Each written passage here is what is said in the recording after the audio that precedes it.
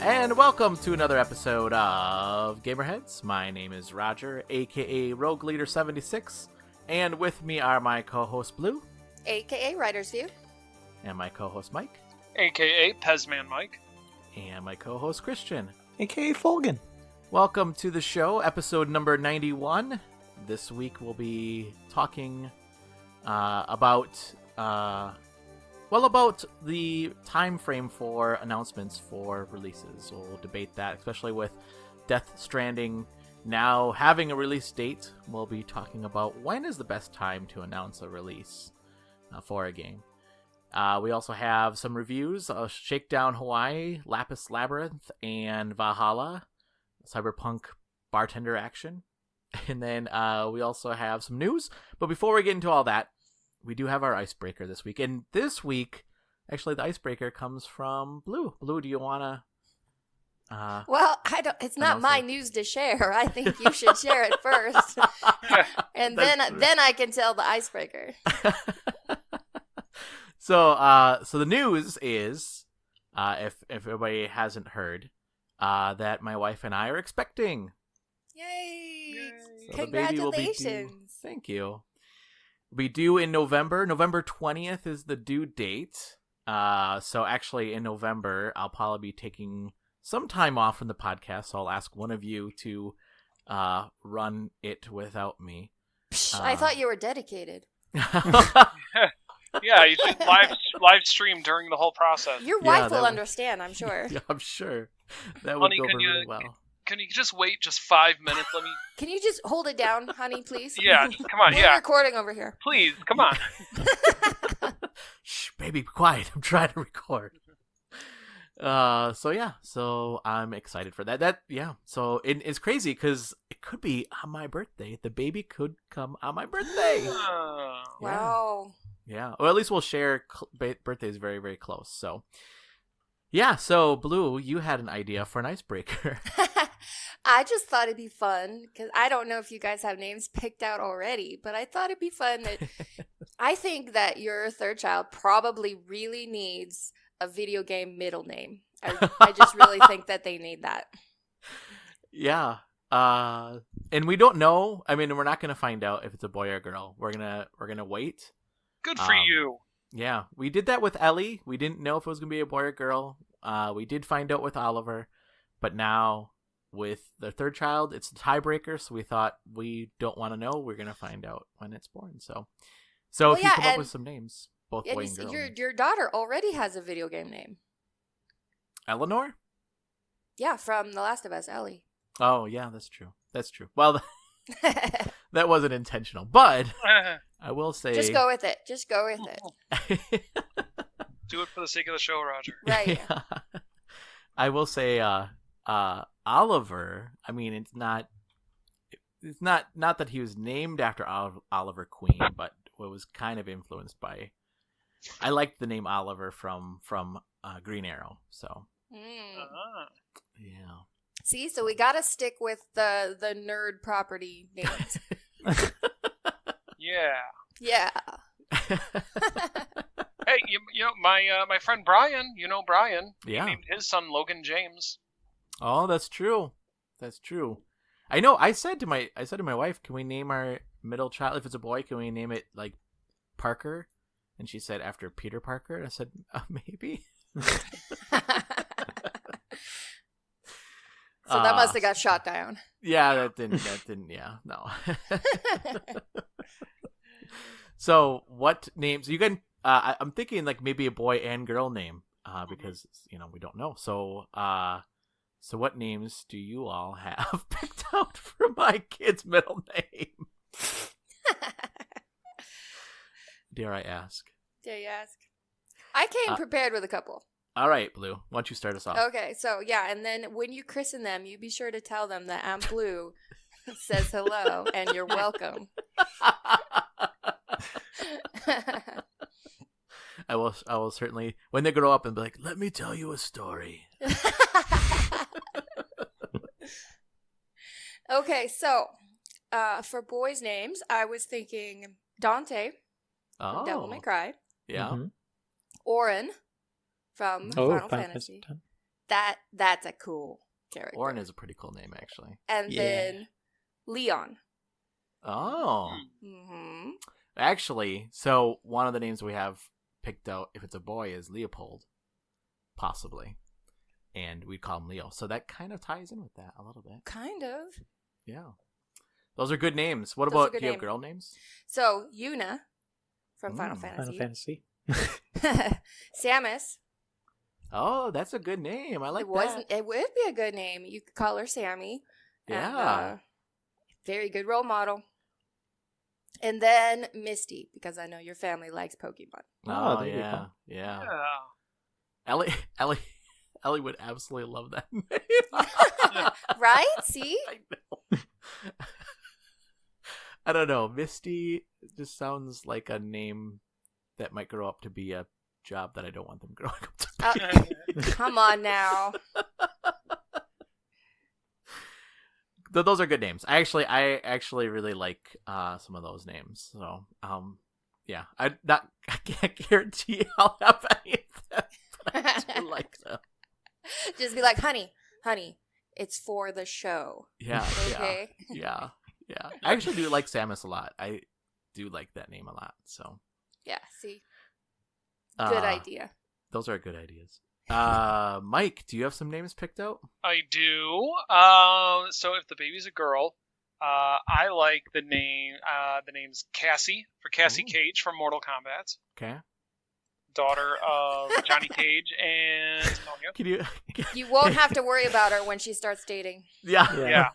Honey, we're gonna name our kid after a Mortal Kombat character. And the other one I like, quickly becoming one of my favorite video game characters, Sadie. Oh. From Red Dead Red Dead Redemption? 2. Yeah. Wow. Sadie's not a bad name. So those are my girl names. Okay. I try to be as practical as possible, but for a boy, I think the best choice has got to be Wario. Ooh. Yes, Yeah. please. Oh my god, I would never name my kid Wario. I'll give you $5 if you name your kid Wario. Okay. I will double it. I will give you $10. Wow. Hey, honey, we're gonna make $15 on this. Just go for it, yeah. Especially if his cry sounds like Wario. Wow.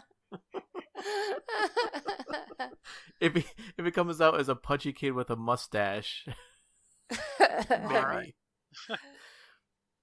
So that's what I got. Okay, nice names. What about you, Christian? Do you have some names picked out? I do, but before I give you my names, boy. it is my obligation to remind you that it is a bad idea to name your children after fictional characters, because what those fictional characters end up doing is completely out of your control, That's true. and they could become complete scumbags.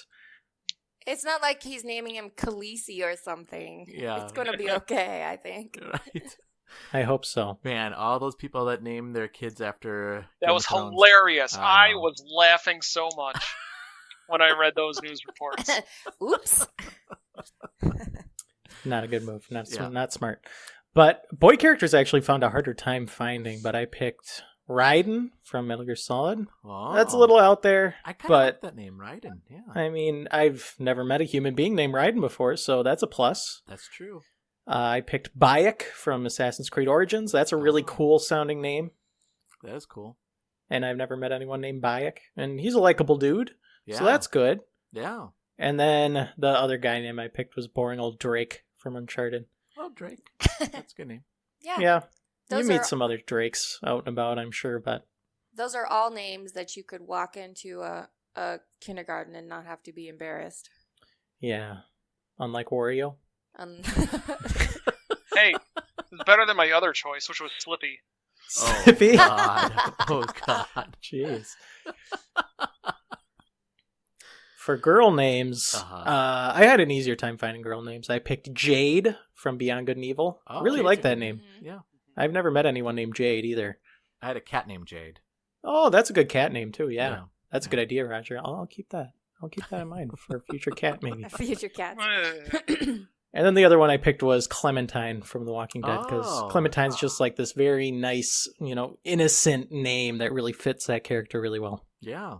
And it's an old time name, which is something that we we kind of like. So That's your theme. That's our Really? theme, yeah. So going with a rustic name.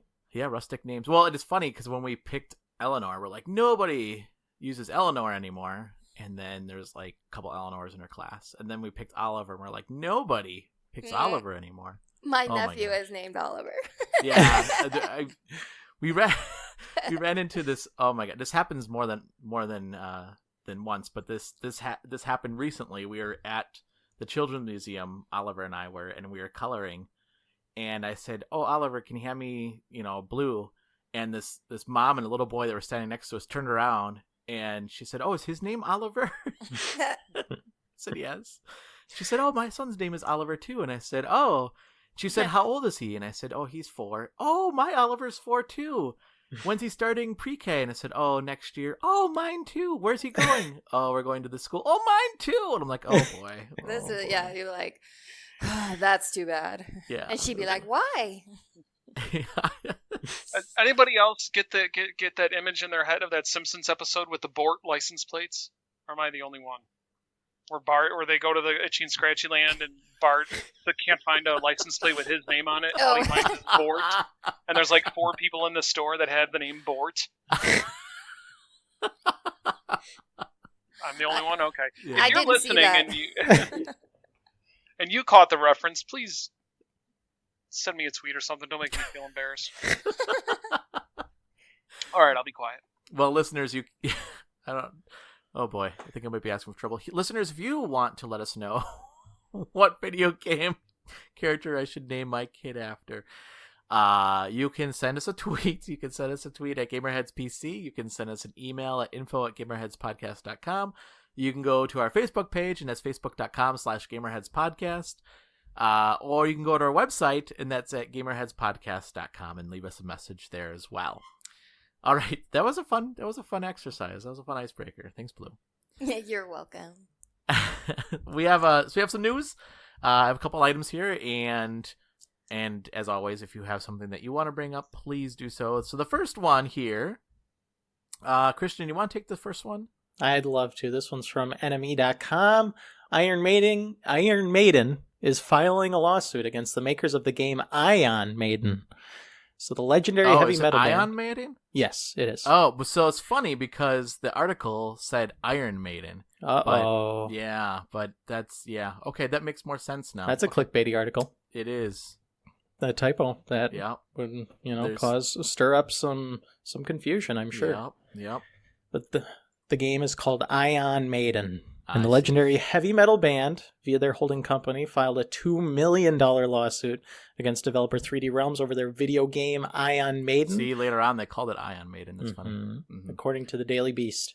It launched Thursday, May 30th, and their case claims that 3D Realms, known best as the creators of the Duke Nukem video game franchise, aimed incredibly blatant trademark infringement at the band with the similarly named video game title. Mm-hmm. The lawsuit alleges that Iron Maiden would cause, quote, confusion among customers. Yeah. Okay.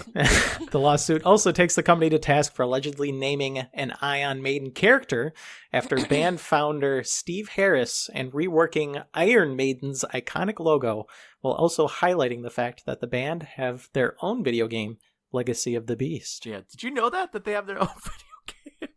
I did not. I did not either. The well-known game, Legacy of the Beast. Yeah, so I saw this and I was like, well, that's interesting. I don't know. I don't know if they have a leg to stand on here. Maybe. But, I mean, wouldn't you be flattered if somebody made a game after you? I would be. Yeah. I mean, it's how many decades since Iron Maiden was really relevant? I mean, really. Yeah. And they're on tour, Blue. Are they? But I think it's like 2 members of the band. Yeah, it's just the bass player. Yeah, it's just the bass player. Yeah, they're going to have a tough time saying that this video game, first-person shooter that just came out of early access on Steam, is somehow siphoning off the sales from their free-to-play mobile game and their ticket sales. I think there's not a very strong argument to be had there. Hey, it's confusion amongst the customers. Oh, I meant to go see Iron Maiden. Instead, and I'm playing instead this I game. bought this game on Steam. Dang it. How did that Oops. happen? Ion Maiden is really rad, though. They made Ion Maiden out of the Duke Nukem 3D engine, which is 24 years old. And they made a new game out of it, which is just like a really cool idea. I like that idea a lot. Well, yeah, I kind of want to play it now, so. I kind of want to listen to Iron Maiden now. Oh Darn man, it, it's working. the response of the metalheads on Twitter, Oh, boy. holy cow! Really? Uh-oh. Yeah, they are. I'm never listening to Iron Maiden again. Ah. Jeez. Wait, what? Oh, they're against Iron Maiden on this? Yeah, well, okay, so at least in the Twitter crowd that I interact with, there's a huge overlap between gamers, film nerds, wrestling fans, and metalheads. Like, if you were to look at this Venn diagram of all these groups, and they all intersect in the middle in Twitter. And so the metalheads who are also gamers, they're not happy about this. Wow. Oh, boy. They're not happy that Iron Maiden is suing Ion Maiden? Right. Oh, that's They think- weird. You would think that they would be, like, on board with Iron Maiden, but I guess Well, not. Remember when everybody hated Metallica? When they No. sued with the whole Napster thing? Oh, Metallica, yeah. yeah, they're kind of jerks about everything, though. There was even Yeah, an that's episode. I was watching an episode of Dennis Miller, and Dave Grohl was on it, lead singer of the Foo Fighters, and he really just lambasted Metallica and oh crap, now his name escapes me. The drummer who kind of started the whole thing Hmm. from Metallica. But he's like he was not a fan of that of what they were doing as well. But like everybody hated. I remember everybody hated Metallica because of what they were doing. Wow. Well. Yeah, I was Yeah. going to say Lars, right? But I didn't remember his last name. Yeah, I mean, as a side note, either give people an easy way to listen to your music or just accept that they're going to pirate it. Yeah. I'm just throwing it out there. Yeah. I would never. Yeah. Yeah. So, I would never do such a thing. No. That was before your time, Christian, wasn't it? You weren't even born when Napster was. Yeah. Yeah. Yeah. A little bit. I Yeah. was there for the tail end of it. Oh, okay. Those were interesting times, Christian. Plenty of CDs were burned. Yes. Side note, I knew a guy that started a side business and he went to jail over that. Yes. He was downloading all this music from Napster, and what was the other one? Kazaa. LimeWire? LimeWire, yeah. And then he would burn CDs for you. I mean, I didn't buy any, but he would burn CDs for people, and then he went to jail, and that was weird. I mean, understandable, but I guess. But anyway, yeah, those are different times, Christian. The wild, wild west of music sharing. Yep. The next item I have here, Blue, do you want to take the next item? Death Stranding will release on November 8th. Yeah. Yeah! Finally. Finally. Do you think it's going to be delayed? Do you think? I wouldn't be surprised. Yeah. But I think they've probably got a pretty firm grasp on it, considering they've waited this long to put a release date out. Yeah.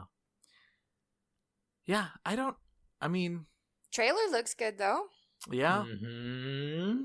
I agree Still with don't you know there, what Blue. it's about, but I liked this trailer a lot more than the last trailer, because the last trailer felt kind of disjointed, and then it was just Norman Reedus running around with a body strapped to his back. That didn't really intrigue me all that much.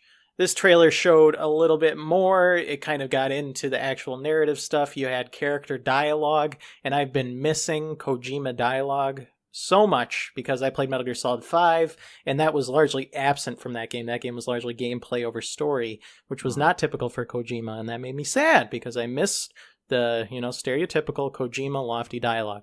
And that appears to be back in full force, and that lady that they have voice acting the lady in the trailer sounds like she's plucked straight out of any number of Metal Gear Solid games, and I'm loving it. Yeah. Yeah. Yeah. I don't know. I mean, I guess we'll have to see. I'm curious about this game, but I'm not.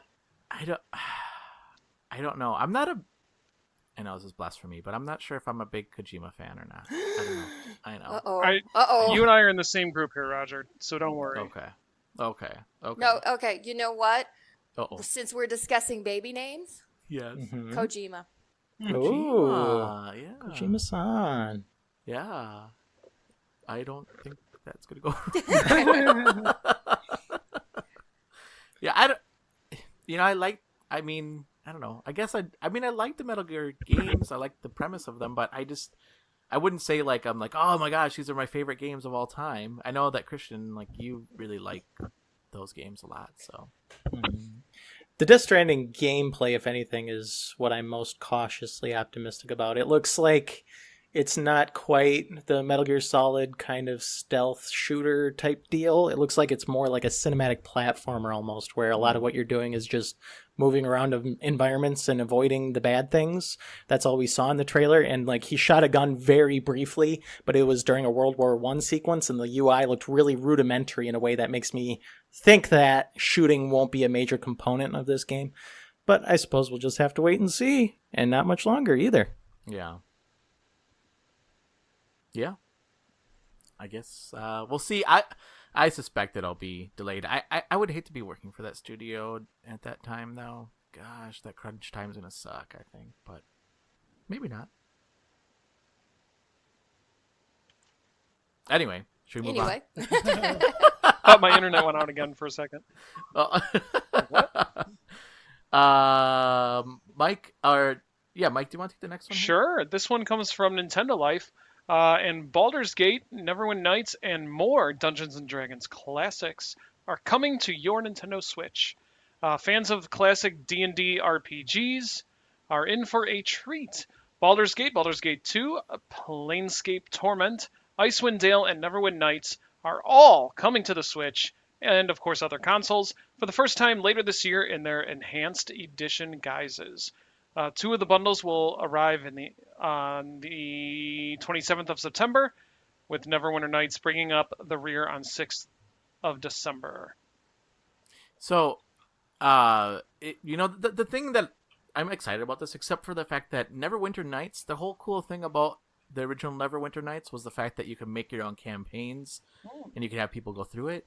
And this is not going to be that. This is just going to be the single player game, which wasn't that good. But you can play online with people. That'd be kind of cool. But I don't know. I wish that there was like, I mean, they haven't confirmed that it's not going to be you can create dungeons. But man, that'd be awesome if you could create dungeons in Neverwinter Nights.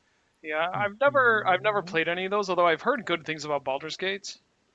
Yeah, Baldur's Gate is good. But I watched the trailer for this, and it looks interesting. I'm not sure if I would necessarily pick it up though, especially after what you said. It's kind of a bummer then that it doesn't have the create a campaign. Yeah, I mean that's not confirmed, but I would highly doubt that they would have the create a campaign in the game. It would be awesome if they did, but I highly doubt they will.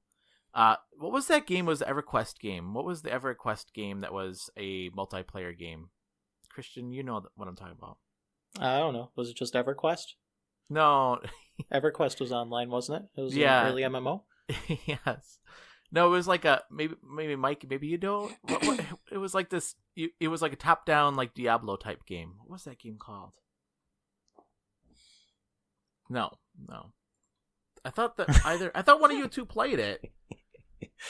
I don't think I have. I'm sorry, Roger. That's okay. That's all right. I'll find it. But I thought it was EverQuest. Maybe it wasn't EverQuest. But anyway, it was. I mean, I guess I'm excited for these games. I mean, excited for the fact that they can play online with these, so that's kind of cool. So heck yeah, bring them on. I think these games are fantastic because I have only played a very tiny bit of any of them, but people herald Baldur's Gate 1, 2, and Planescape Torment as some of the greatest video games ever created by mankind. And the fact that they're going on Switch will hopefully expose them to a greater audience, despite the fact that they're like extremely hardcore D&D RPGs that are meant for the PC. But regardless, I think they're perfect for Switch because they're old games that'll run on the Switch's mobile hardware, and we could use more of that. Just make the Switch a beautiful breeding ground for all things pre-2005 that can run beautifully, and you can just slap it on there and give it a new audience and breathe new life into something old. Yeah. That's kind of cool. I agree. So, this next item, Christian, do you want to take this next item then too? Sure, Nintendo Life announced that a 3DS eShop title just launched for $100. Yeah. A game Yes. called CDI Check, hailing from an Alaskan eye doctor. What? The software is described as interactive multiple choice game. Yeah. This is from their website describing the game. Quote, PDI Check is an interactive multiple choice game utilizing the unique color, three-dimensional screen on the Nintendo 3DS system to quickly and accurately measure monocular near visual acuity, color vision, and stereopsis. As part of a comprehensive eye exam, visual functions are measured at a distance and near. So, Aaron, is he marketing this to other eye doctors? I don't know. Good question. Maybe it's to people that can't afford to see an eye doctor. So they're like, you can buy this game. Your copay And- to see an eye doctor can't be $100. I know. Well, if you don't have insurance, maybe it's just like, well, I already have a 3DS, so I might as well just buy this game for $100. That's weird. Seems like the kind of thing that would be trying to appeal to the Brain Age crowd, because I feel like the Brain Age, like, zeitgeist was, like, trying to appeal to, you know, like, 50, 60-plus-year-olds who are like, oh, I can buy a DS and I can stay sharp and witty into my later years. Yeah. But then is this game claiming that by playing it, it will improve your vision? 'Cause I that's don't what think the Brain so. Age That's games not what this did. is telling me. This is Yeah. just telling me you can look at some stuff on a 3D screen and I guess it'll measure your stuff. Cool. Hmm. I guess. I don't know. It's That, weird. that seems like a really narrow market. If you priced it the same as the other eShop games, you'd probably just get people to buy it, just Mm-hmm. not thinking about what it is. But at $100, ain't nobody gonna do that. Yeah, I know. Can we get a review copy? Should I ask for one? Yes, you should. Okay, I'll try to get I mean, isn't it weird? $100? $100 for a system that, like, officially has been declared dead. You, And then you this can game get the comes out. system for less than $100. I know. Isn't that weird? That's weird. This is just bizarre. But I mean, hey, I guess they're just. Can you imagine this? Hey, we're gonna come up with this game. Alaskan eye doctor is like, let's come up with this game. It was like in development like 10 years ago, and they're like, we finally came up with this game, and then it was like, well, the 3DS is dead. We're gonna charge $100 for it. What? Oh boy. Anyway, does anybody else have any other news? That's what I have this week. Well, Go ahead, Jablu. I was just gonna say there is something that you shared earlier this week that you have neglected to mention. Oh, I did? Me? Mhm. What did I share earlier this week? About Apex Legends. Oh, yeah. Yeah, yeah, that's true. Yeah. So, research company Superdata crunched some numbers, and they estimate that the game earned $24 million in April, which is a 75% drop from February. Wow. I mean, $24 million is still a lot, but Yeah. it should be 75% more. Yeah. I'm Isn't sure, as far as EA is considered. Yeah. Mm-hmm. But, I mean, we called it, right? We said this game's not going to be very popular after a couple months, and Is it that it lost popularity, or is it that everyone who got way into it ran out of things to buy? well, Yeah, maybe. I don't know. I don't know. I mean, they were coming out with seasons for that game, or they did come out with seasons for that game. Mm-hmm. They were trying to. In fact, I think Fortnite modeled a couple like enhancements based off of Apex Legends. Oh yeah, my little brother, way into Fortnite. He went back to it a little bit ago, despite the fact that he said he wouldn't. And then he's like, it's just not Fortnite anymore. They just copied a bunch of stuff from Apex Legends, and it's like, dumb. Why doesn't Apex sue them? And I was like, well, listen. It's like dumb. Yeah, that's what he said. I was like, it's not that simple. I'm sorry they put too much Apex in your Fortnite, but that's the world we live in now. I don't know. Iron Maiden seems to think it's that simple. Yeah. You're right. Yeah. Next thing we'll be putting in Iron Maiden into Fortnite. You never know that. What the heck? If Iron Maiden, somebody in Iron Maiden has a signature dance.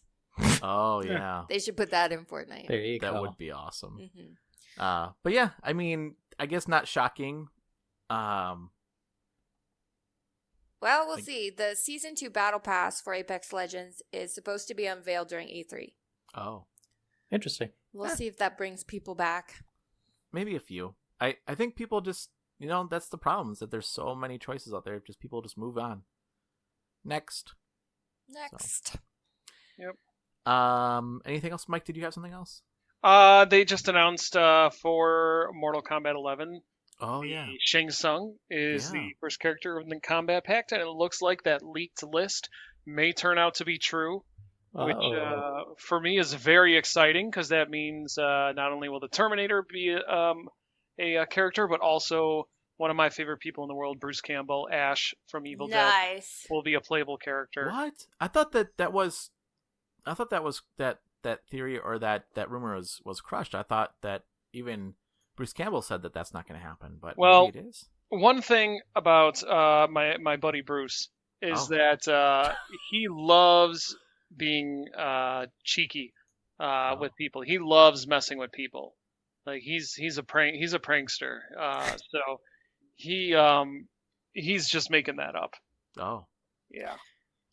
It's possible. It's possible that he's just making it up, but every other name on the list shows like it's all 100% accurate so far.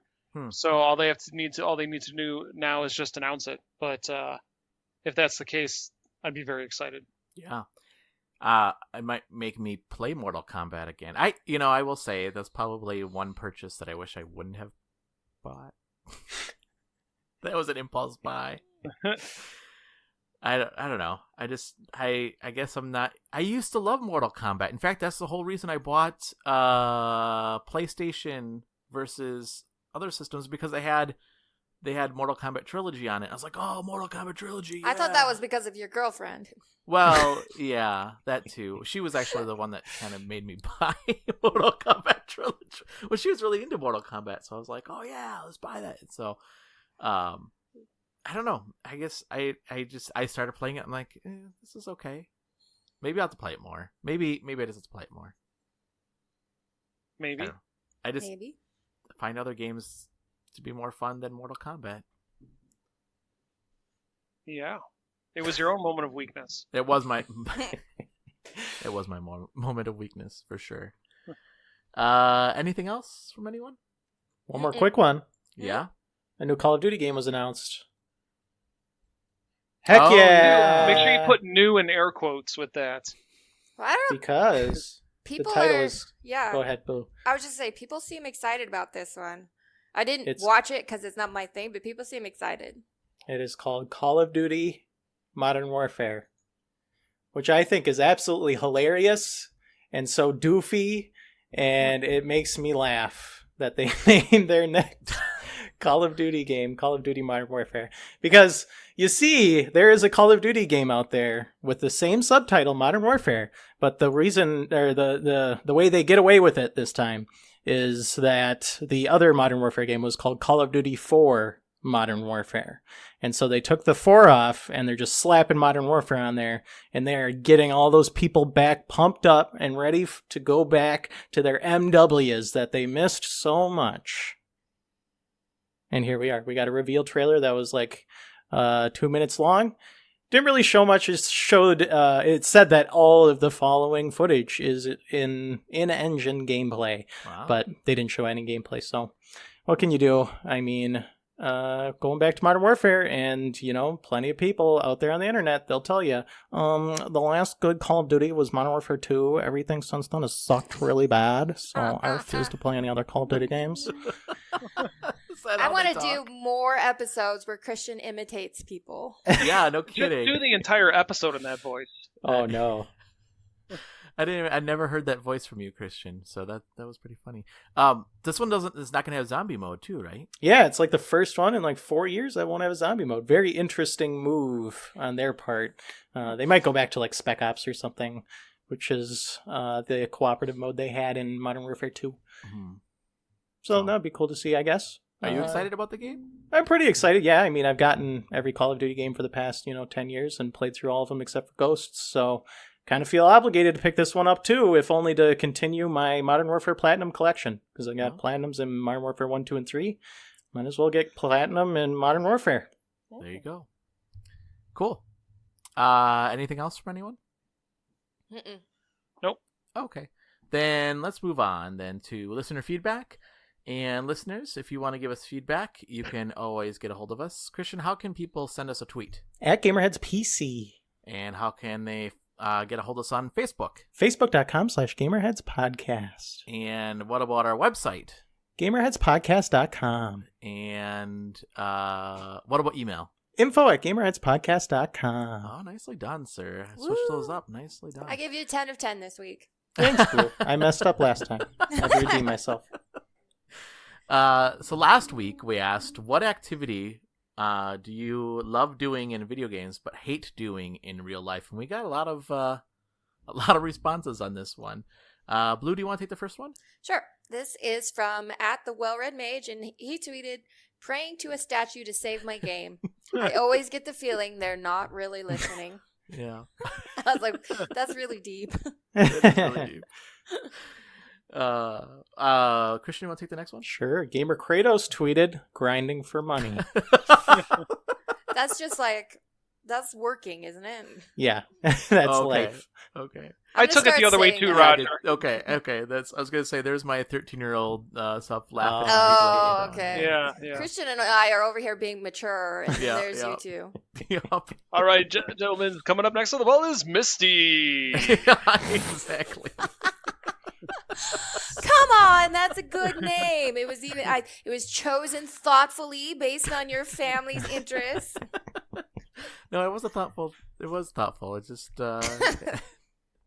it also has other meanings as well. Well, that's your Anyway. guys' baggage. Put on that poor character. Mike, do you want to take the next one? Sure, this comes from @MalcolmRobbins20, and they tweeted, "Fishing for sure. Minecraft, Stardew, Final Fantasy 14 and 15. What do they all have in common? I spend way too much time fishing in them. LOL, and I cannot fish in real life." Yeah. Fishing was a very popular answer, actually. Mm-hmm. So the next one comes from Jason from TB, and they tweeted physical activity. That's true.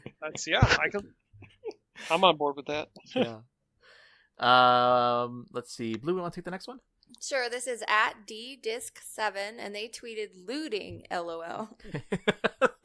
Yeah, I guess looting would be really bad in real life. Lots of people like looting in real life, though. I guess. Under the right circumstances. I guess. There's a riot breaking out. Yeah. No big deal. Natural disaster, it's fine.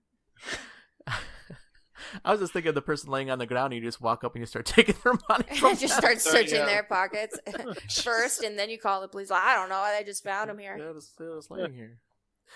Let's see. Mike, do you want to take the next one? Sure, this comes from Fip Shep. They tweeted, "Fishing. Boring as hell until a fish finally takes the bait. That, and it's always preferred you get up really early in the morning for a better chance to catch one. I am not an early riser." Yeah. So yeah, another fishing response to that. Mhm. Yeah. Yeah. To be fair, fishing is one of the most boring things in the world that you can do. But it's Yeah. so relaxing. Personally. too. Yeah. Well, I think when I fish, it's not because I want to actually catch fish. It's just because I want to get You away want to from just everything. stand there? No, well, I'm on a boat usually, and I just sit there and I just want to get away from everything, and it's nice. I mean, you get to take in nature. It's a nice Okay. meditation thing, I guess. Okay. I don't know. I'm on Roger. I'm on the same page with you. I love fishing. I hate the fact, like an hour later, I come back and I'm like, I just wasted an hour just standing there with nothing happening. Yeah. Come on, you stupid fish! And Yeah. but I still find it very relaxing. Yeah. Although I don't like, I prefer to go at dusk because I don't like waking up at like 4:30 in the morning to fish. Yeah. Yeah. When I was a kid, when I was in grade school, a friend of mine and we would we would get up really early on Saturday mornings. We would the night before we would pack a lunch, and our lunches were I guess breakfast and lunch. Our breakfast and lunch were Hostess cherry pies. I don't know why, but that's Yum. what we would pack. And a summer sausage sandwich, and then we would bike down to the river like at 5 o'clock in the morning and fish. And I mean, looking back at that, I mean, it was fun, but I mean, I think we thought we were adults. I think that's what we we were acting like adult-like. All adults eat cherry Hostess pies for breakfast. No.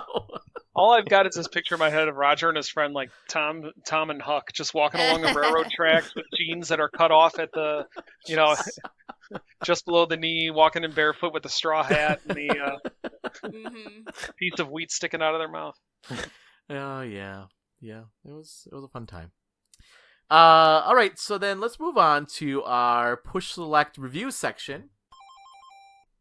And this week we have a couple games that we'll be reviewing. Mike, do you want to start us off? You reviewed the game Shakedown Hawaii. I reviewed the game Shakedown Hawaii. Yeah. Yeah. All right, then. I got to give details. Okay, yeah, details. So, Shakedown Hawaii, it's available on pretty much all the systems, including the Vita, if I'm not mistaken. Yeah. And it is kind of so. If you look at how Naked Gun, the old Naked Gun movies were to like regular police shows, Yeah. this is the video game equivalent. So this is like the Naked Gun of Grand Theft Auto games. Yeah. So I was going somewhere with that. So yeah. It's it plays like old school Grand Theft Auto. So for those of you youngins, Grand Theft Auto was not always the cinematic masterpiece that it is. It used to play exactly like the old Legend of Zelda games, top down, and there was no voice recordings, anything like that. It was all a very basic game because the original GTA's came out in like 97, 98, I think. Yeah. So it was pretty basic before things started going into the whole 3D realms. So this pays homage to that. And I will say, one of the things I loved about this game is that the writing is so funny. I don't get a lot of that in video games. A lot of times games will take themselves way too seriously, and they just don't. They're not just there just to have just a silly fun time. Just the banter that goes along. So your main character is this old, out of touch CEO of a company that's quickly going bankrupt, and your goal is to bring yourselves out of the red and back into profitability by doing all sorts of wacky schemes and get rich quick ventures and taking over Shakedown, as the title implies, shops for protection money, things like that.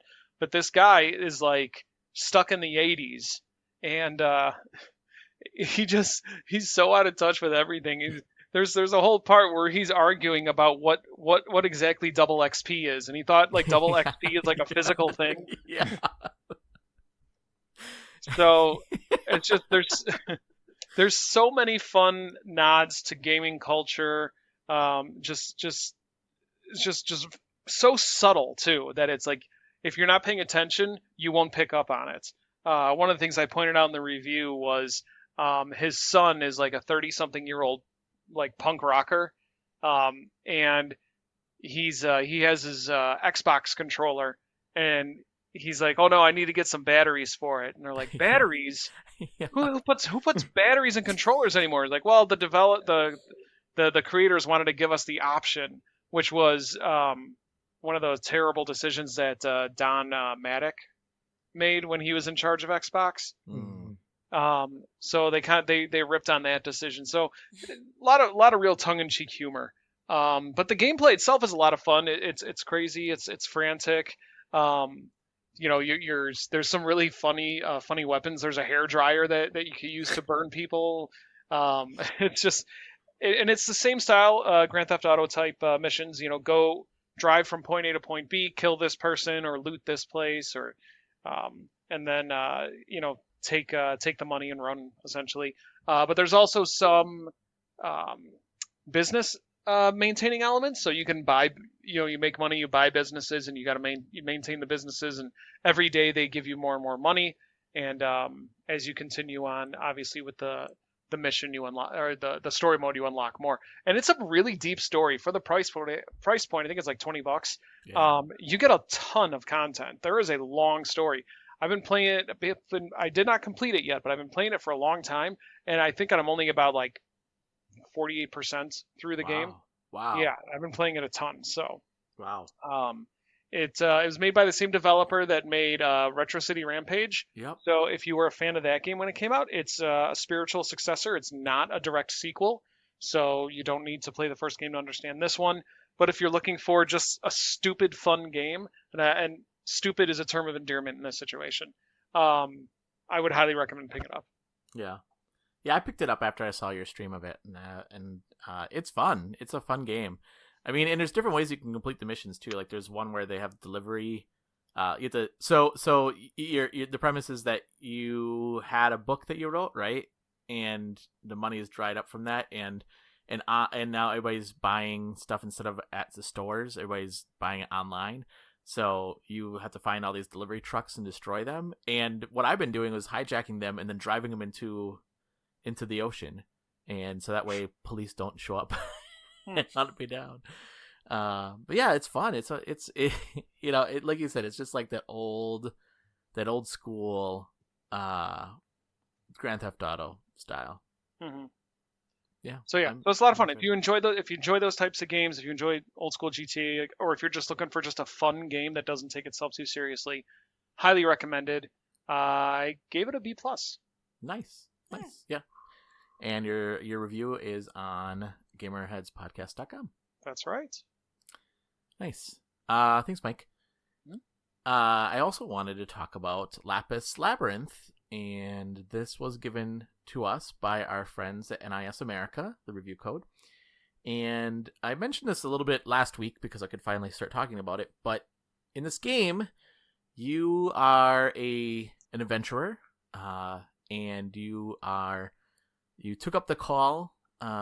There's a town that is down on its luck. It used to be a thriving town where adventurers used to come all the time and go into the dungeons and go and collect treasures, but people have just kind of forgotten about this town. So the new mayor has now put out a call to any adventurer that wants to come and find new treasures in the dungeon and bring the city back to its former days of glory. And you're the only ones that show up to do so. And but it's cool. Like it's cute and colorful. You get to make a party of 4 characters. There's 8 characters you can choose from. And you make a party of 4. And unlike other adventure games where like your party kind of follows behind each other, this one your party stacks on top of each other. And the bottom character is the leader, and so you do most of the damage with the bottom character, but then you can also like throw characters from the top of the totem pole, if you will, and they can also do damage as well. So some of the characters you can pick from, you have like a character that's a hunter, you have a necromancer, you have a gunner, a shielder, a witch, a destroyer, a bishop, and then my favorite, which is a maid. She's so goofy, but and as you go into this dungeon, you do find different treasure chests full of different treasures and different equipment, and that's actually one of the things that makes your characters advance is the equipment that you can put on them. And man, there is tons and tons and tons of equipment in this game. And as you go on, you unlock new levels to the dungeons, and each dungeon has its own boss. I think there's 5 or 6 levels to each dungeon, and then the main boss, and then as you go on, the city starts coming back, or the town starts coming back to its former days of glory, and people start opening up shops. So then the the mayor opens up the first shop you open up is a restaurant or I guess a restaurant, and you can buy food there, so it does different things, like bonuses to your stats. As you go on, you unlock a blacksmith, and that's where the game really opens up, because once you open a blacksmith, then you can start equipping things to your armor and enchantment into your armor, and making your armor and your weapons much more powerful. And there's a dojo, which then you can also level up your characters there and get them higher levels. So it's quite cool. And the other thing that I really liked about it, as you go into these dungeons and you start, you build up this meter, and the more damage you do and the more treasure you find, you go into this fever mode. And this is where it feels like it's just like a slot machine, because when you're in fever mode, you're unstoppable, you're invincible, and everything you hit, gems are just flying all over the place, and it's crazy. It's very colorful too at that point, and then the music is very frantic, so like it just gives you the sense that you gotta like hurry up and get everything as much as you can before the time runs out of this little fever mode that you're in. But yeah, I mean, it's what it reminds me of like an arcade game where you'd go to the arcade and you would just like try to get as much gems and as much treasure as you can, and play through the different levels. So some of the things that I will say that I wouldn't say it's game breaker, but one thing that is in the game is this concept of this like bonus, or this treasure bonus. So it's like combo, that's what they call it, treasure combo. So the more treasure you get without being hit by an enemy, like the higher this combo meter goes. And there are times where you walk into a room and you're just like, I know there's a trigger point when I walk into this room because there's no enemies, but once you get to a certain point, the enemies are going to pop, and then they spawn right on top of you. And when that happens, like you're going to get hit by an enemy, and then your treasure combo goes away. And I was like, oh, like I had it really, really high, and there's like achievements for getting different treasure combos, and I was like, I wish that didn't happen. And then the other thing is that at the end of each level, you get a grade and a rank, I should say, and then based on that, you can you get different keys, and you can open up different treasure chests to get different equipment. And it doesn't really explain how to get different ranks. So like, I guess there's a triple S rank, which is the highest. The highest I got was double S. And so you get to open up different treasure chests, but you don't get to carry, like you'll get 3 chests to open up, but you don't get to carry those keys to the next. Like you can not just say, oh, I'll skip these and I'll wait for like a bigger treasure chest. You have to like use those keys to at least open up one of the treasure chests in front of you. So like for instance, you have 4 treasure chests, or you have 4 keys. You'll have 3 treasure chests. One will be like 1 key, one will require 2 keys, and one will require 1 key. And if you use it to open up like the next set of treasure chests will have, now you're down to 3 keys, but then there'll be one that requires 4 keys to open. And I'm like, well, I don't have 4 keys anymore. I can't open that.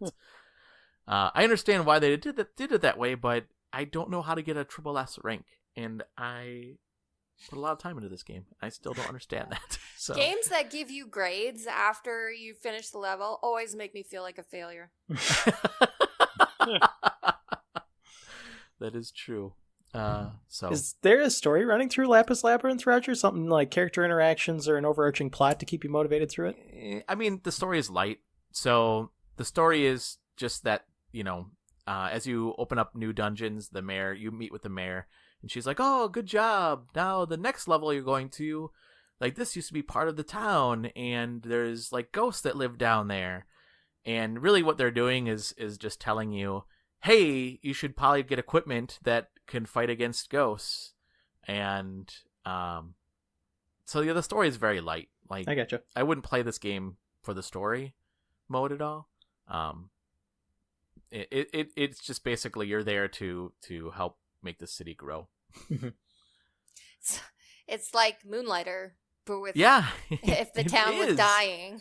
You're right. It is very similar to Moonlighter that way. Yeah, that's right. But I enjoyed. outside of those little things that I mentioned, I really enjoyed this game. I think the thing I really liked about it, because it reminded me of like an arcade action type game, and I gave it an A- on our site. So Whoa. yeah, so you can go check out our review there on GamerHeadsPodcast.com. All right, Christian, let's talk about Valhalla, cyberpunk, bartending action. Let's do it. What did you think of that game? What was your final thoughts? My thoughts were that it was all right, very well written, good dialogue.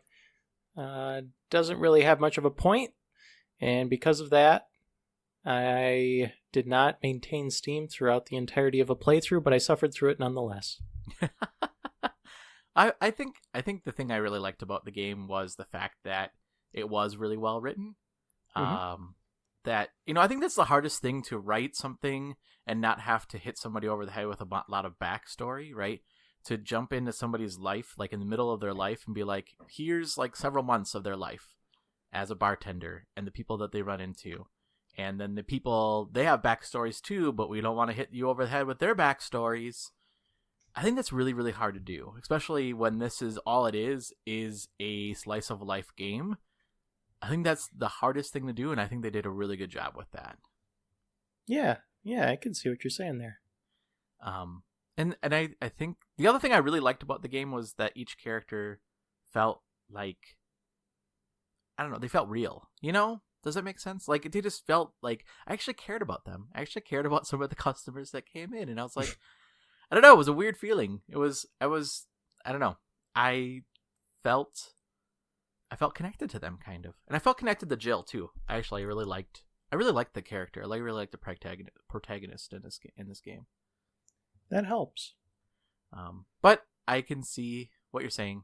Like, I think there's six different endings. So depending, I think, on what ending you get, like the bad ending is probably the least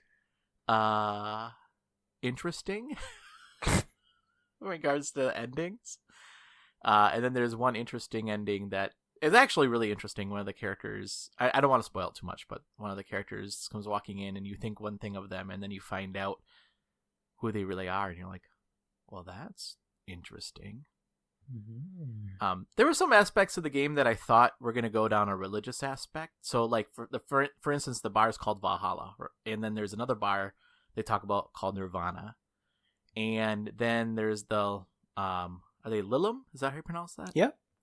And the sex robots, the Lilum, and in Jewish folklore, there is the Lilum that are descendants of Lilith, who is the first female, not Eve. It's Lilith, and she is escorted out of the Garden of Eden, and then has a relationship with Samuel, the angel of death, I think.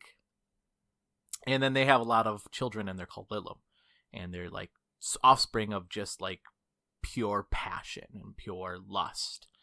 And then God's not real happy with that. But I'm just saying, like, and they kind of touch on that a little bit. That's the reason that these things are called Lilum, because the company is called Lilith that makes them. Mm-hmm. I thought that was interesting. Yeah.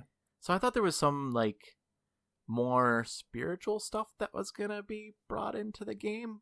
And then there is like one character that comes in and talks about the fact that, oh, how do you know that we're not all dead right now, and that you're just imagining this, and this is like hell or heaven or whatever. I thought that was interesting. The brain in the vat theory? Yeah. There is the brain in the jar too. That was an interesting character. That's Philosophy 101 stuff, Roger. That I stuff's know. not very compelling to me. No. I'm sorry. Okay. I know you're more advanced than that, so. Well, I was just hoping for there to be more of a thrust to the narrative. Like, the game immediately begins with a framing device that it immediately dismisses and never What happened there? Features prominently throughout the rest of the game, because agree. they don't want to have a narrative through line throughout the whole thing. You just want, conversations with people. That did confuse me. So in the beginning, there's like this breaking the fourth wall type thing, and it's like you're having this dream, and every once in a while there's like a glitch on the TV with this character in the beginning of the game, and you don't really ever see that ever again. Like, what happened? I don't get it.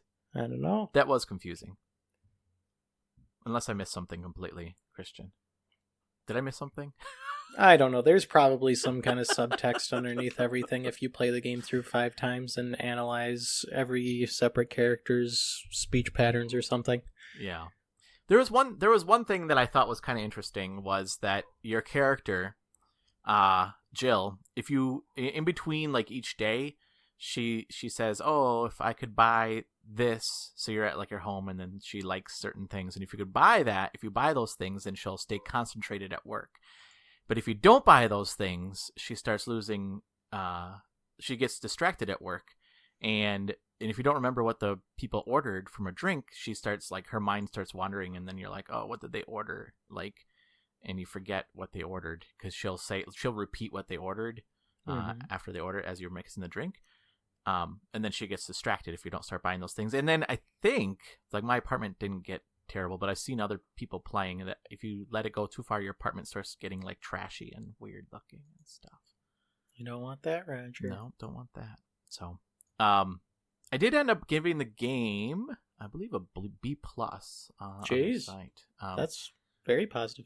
The thing I really liked about the game was the writing. I mean, to me, I think the hardest thing to do is to take somebody's life and just be like, here's a moment in time in their life, and I want you to experience that moment in time in their life, without hitting you over the head with their whole backstory. And I think that was pretty amazing, actually. So, yeah. So I that's the reason I gave him such a high score. And plus, I mean, slice of life games are not going to be for everybody, but I thought that they actually did a pretty good job with, creating this world that you are plopped into. I feel you.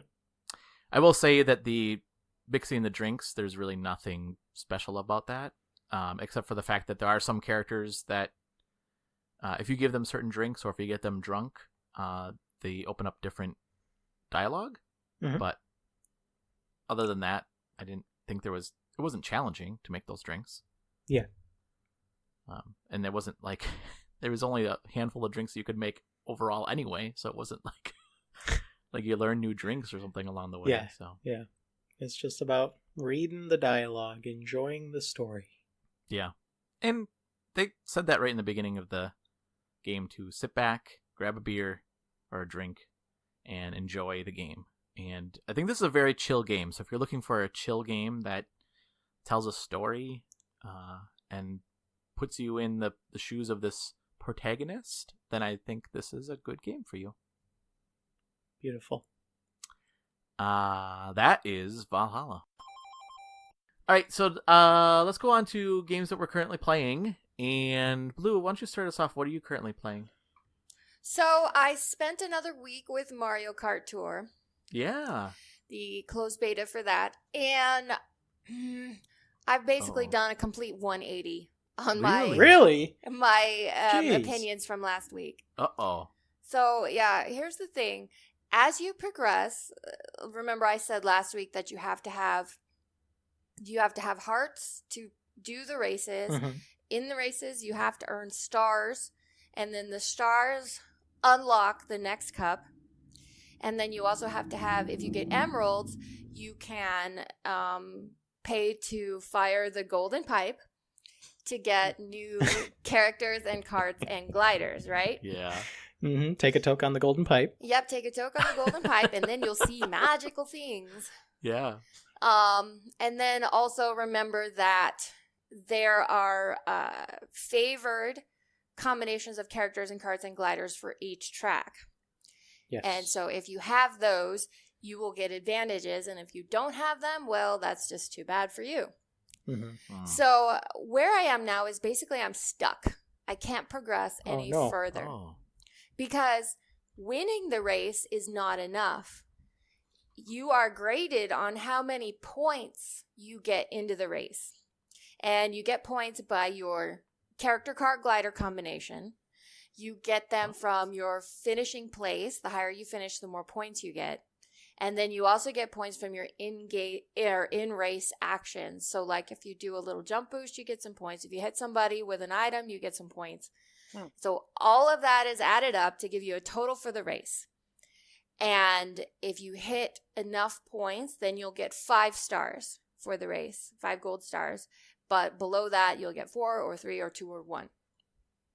And so it's not 100% based on winning. And so where I'm at is I can't get 5 stars on a bunch of courses even when I win. And like I don't even on some of them I have the preferred characters and carts and gliders, and then I win the race and it's still not enough to get all the gold stars. And definitely there's a lot of courses where if you don't have the preferred characters and carts and gliders, just you may as well not even bother. You're not going to come anywhere close. And so like I played one today. It's like to get 5 stars, you need 8,000 points. Well, I can get 6,500 on my best race. And so basically I've hit the point where I don't have enough stars to unlock anything else. Like the next cup needs 17 more stars to unlock. Yeah, That's ridiculous. It's so impossible as to like all you can do is laugh. Wow. And so I could definitely see it, like it's not fun anymore. I can't do anything. And I can definitely see where this, if you wanted to keep playing, you would be driven to that in-game store. Yeah. Yep. But it's free, so you got some fun out of it, right? Well, you know, I did. I will admit that I got a couple days worth of fun, but... Oh, and also I discovered, I am racing 100% against bots.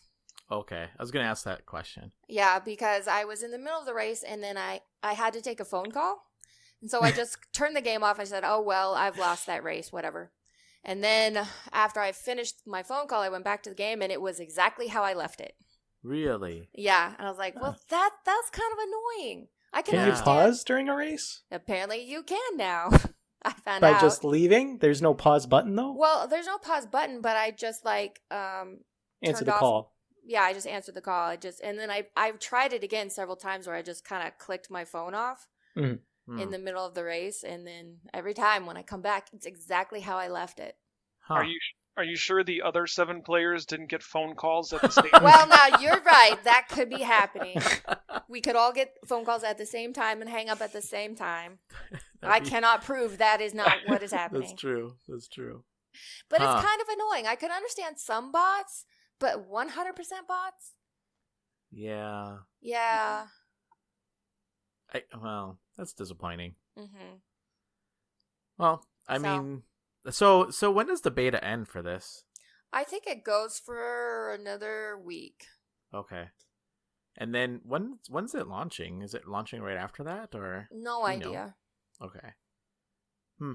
I suppose it depends on what kind of feedback they get from the survey we're meant to take. Yeah, I was going to ask you. So do you have to take a survey on this game? Uh-huh. Well, I mean, you don't have to, but they want you to. Yeah. And are you going to fill out? Oh, yes. Okay. I have many thoughts. And I hope there are lots of places where you can freely type in what you think. Yeah. You haven't gotten that survey yet? I mean, it's going to be at the end of the... Well, they've had it available to take the whole time. Okay. But, I feel like to give the most accurate answer, you should take it at the end. Yeah. I didn't know if it was until like after the beta closed and they're like, all right, now we're going to send you your survey, or if it was there the whole time. Yeah, pretty much every day when you log in, they have this like ticker tape at the top that encourages you to take the survey. Take the survey now before you like get too bored with the game. Yeah, before you get stuck and can't progress anymore. That's why apps, they'll ask you to rate the app whenever something good happens. So like if you win a race or something, it'll be like, would you like to rate the app now? Because they know that you just had a positive experience and they want you to reflect that on the rating of their app. It doesn't pop up if you just lost or if you got your butt kicked, because that one looked good for him. That's interesting. Clever. But yeah, it's extremely frustrating to me that winning is not enough. Yeah. It's like I don't know what else I can do or what else you want from me. Do you think they, I mean, well, because you have to win and get, I was going to say, do you think they did that so that even the playing field for like little kids that I may not be very good at it, but it doesn't sound like, because I'm just I don't thinking think like so. Mario Party, right? Because like you can Ugh. earn the Yeah. different stars, but that's not the same. It's not the same. Because then it would be it would be easier to get stars if they wanted Yeah. little kids to feel successful. Yeah, Not as in Huh. it's impossible for everyone. yeah. That's too But- bad. Yeah. It's too bad because I feel like it had the potential to be a lot of fun. Well, They it would could just- still. If they would just let us play, you know. If you give them the right feedback, Blue, maybe they'll listen to you. Maybe. I mean, the last cup that I did successfully unlock, it went behind that timer for 5 hours. Oh, 5 Wow. hours. It's like, okay, congratulations, you just unlocked a new cup. Come back tomorrow. oh my gosh. Yeah. Eee. Eesh. Yeah. Yeah. Anything So, else? You Yes, playing and anything then so my husband and I were looking for some new games that we could play together. Oh. So we rented Smash Brothers Ultimate else? Oh, Okay. and the yeah. Sonic Racing. Oh, Yes. I know. Okay, so Smash Brothers Ultimate, I know everybody loves it. I know everybody loves it. I just don't like it. I just don't. The controls are so floaty. You know, I feel like the characters don't have any weight to them at all. You're just like bouncing and floating, and then you mash a couple of buttons, and then somebody wins.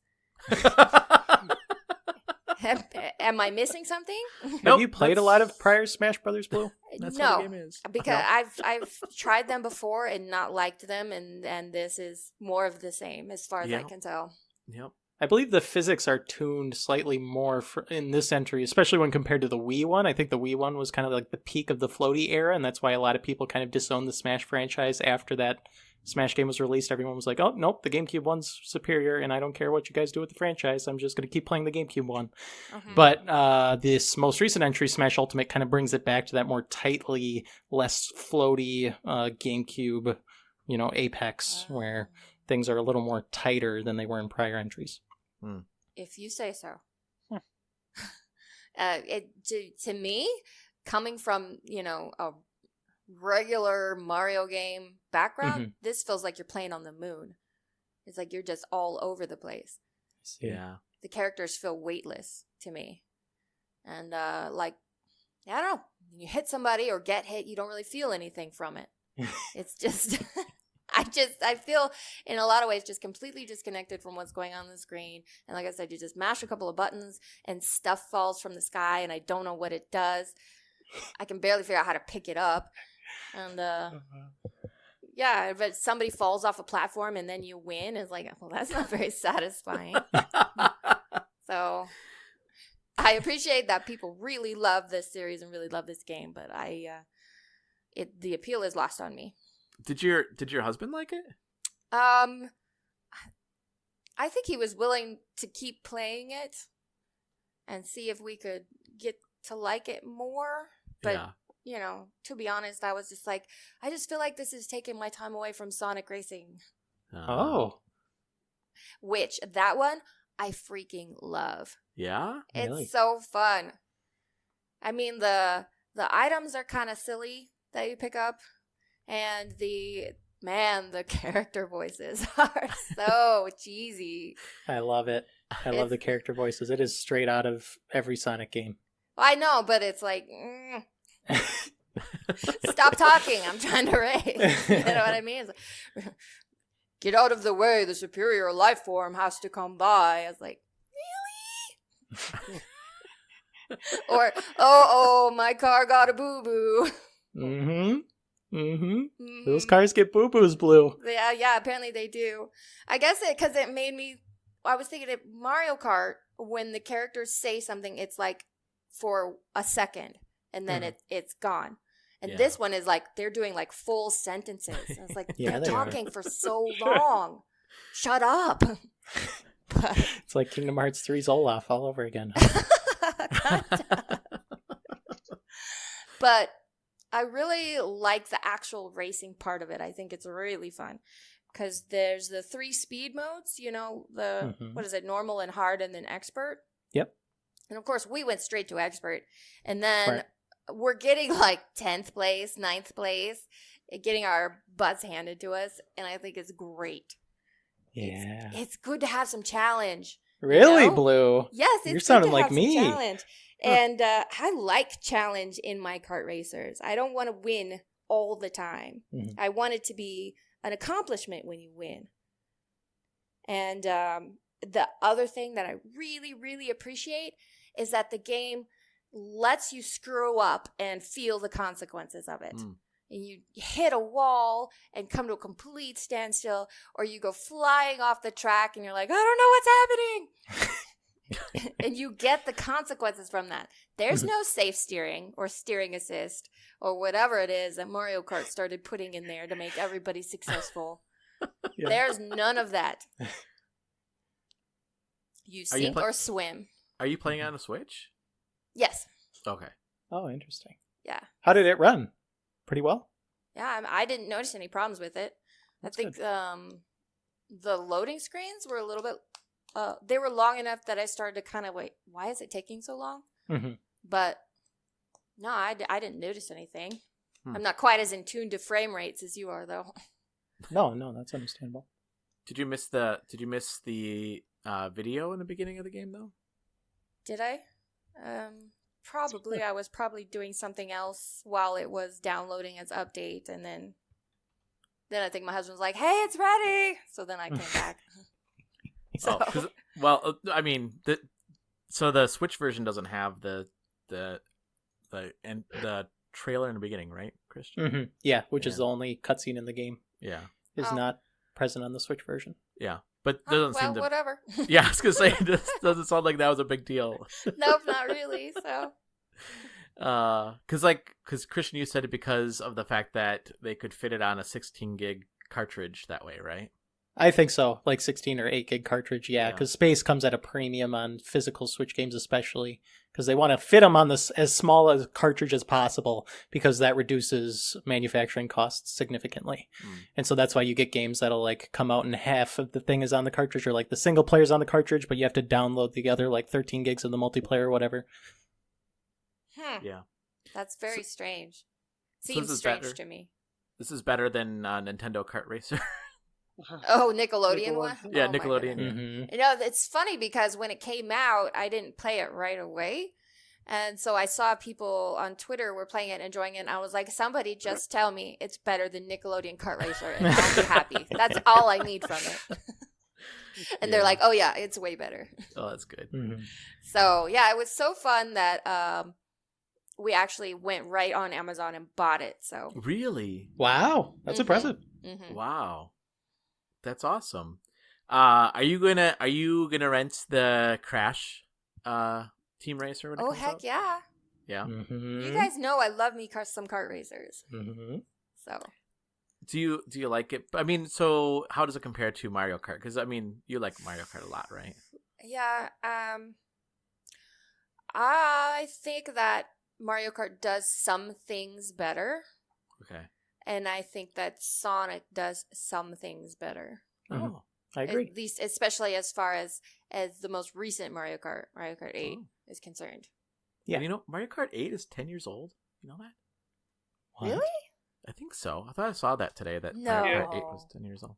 No. I think Somebody so. jump on Wikipedia. I don't know. Maybe it was 5. I thought they said 10. I could be wrong. It was released 2014, so 5 years. Okay, 5 years. I'm sorry. gonna That's say way 10 more years is- believable. Yeah, but okay. I was going to that's be still fine. pissed if it's been 10 years since the last Mario Kart, and the only thing we get now is freaking Mario Kart Tour. Yeah. I was going to be pissed. Okay, yeah. So, okay, 5 years, Yeah, 5 years. But 5 still, years, 5 years, yeah. 5 years of May 29th, 2014. And it was announced at E3 2013. So That means we better get a new Mario Kart. announcement. maybe. We better. Anything else you've been playing? I played a little more Cook Serve Delicious. I don't have anything new really to report. It's just a lot more of the same. Mm-hmm. I'm grinding my way through all the other restaurants, all the days, and all the other restaurants, and there is so much content in this thing. It's absurd. But now I can look at the menu for the day that I'm about to play and know whether it's gonna suck or not. I can tell it ahead of time. Any of the dishes that have a lot of individual customizable ingredients are gonna suck. Like the burgers suck, obviously, which I've talked about before. Yeah. But the stir fry sucks. And then, burritos suck, sushi sucks, pizza sucks. Holy cow. And then if you get a day where they've got more than one of those on the menu, then it's just like, all right, bring it on. Oh, boy. So. That's funny. Yeah. Have you dug in more of the Konami Castlevania? No, honestly, I haven't even turned it on yet. Oh, okay.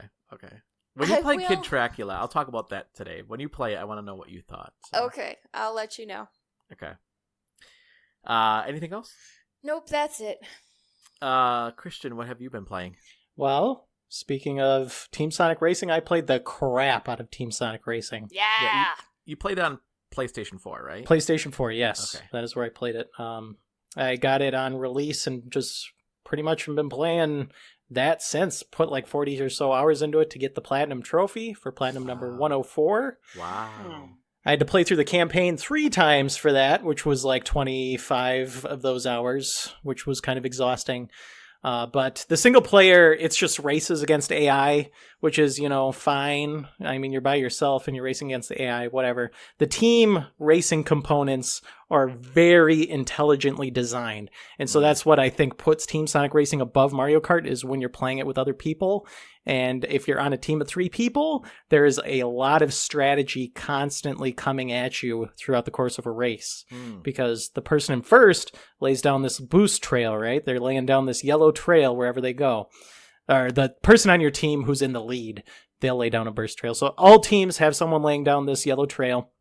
And so the person in first is incentivized to try and drive as predictably as possible. You don't want to be swerving all over the track if you're in first for your team.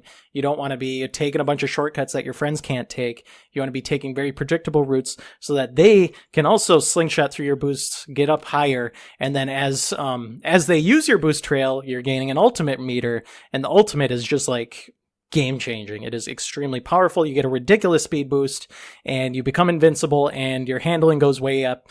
And so you're able to just like zip around these tracks really, really easily. And when you're playing with AI, it doesn't work very well all the time because the AI doesn't know how to go on your boost trail regardless of how still you stay. Yeah. And so that'll mean that you won't get your ultimate as often as you'd like to. And your AI will also be too stupid to kind of get up into higher places because your final position depends on your teammates also. So if you get first, your other buddies, they need to get pretty high up too. Otherwise, if another team has a bunch of 3 people in high positions, they can just, the scores are average, so they're just going to blow you out of the water anyways.